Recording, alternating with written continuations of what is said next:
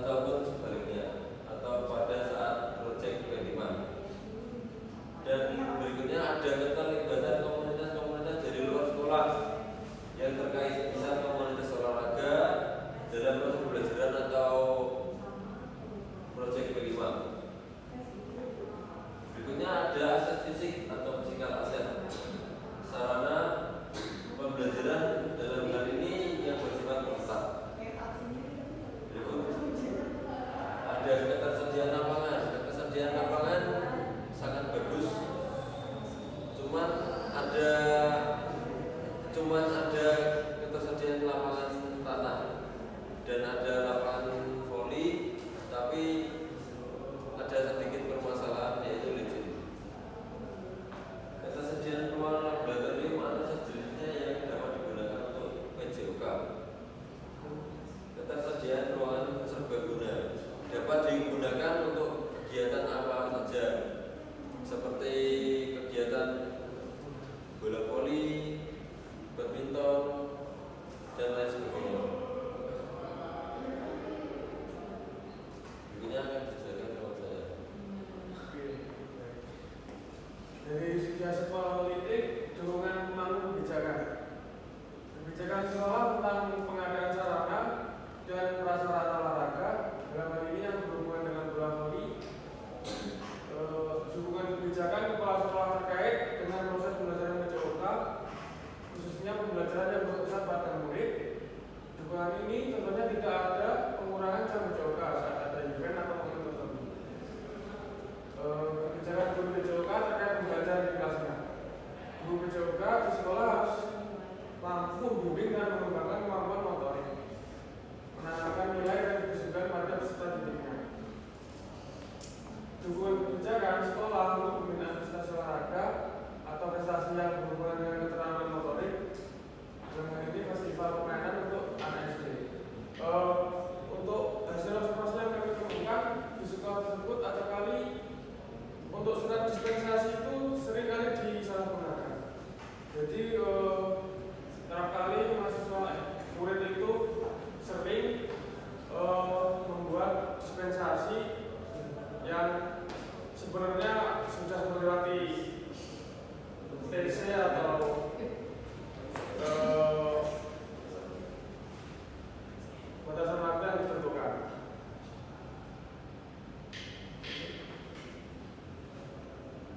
Untuk aspek lingkungan, ketersediaan pras yang bukan dari dalam sekolah, ketersediaan ruang terbuka publik di sekitar sekolah yang bias dimanfaatkan untuk pembelajaran, khususnya pembelajaran yang menggunakan media permainan bola voli atau permainan net.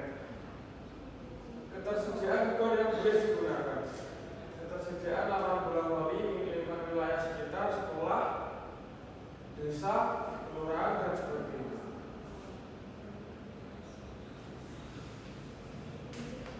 Jadi setelah banyaknya aset yang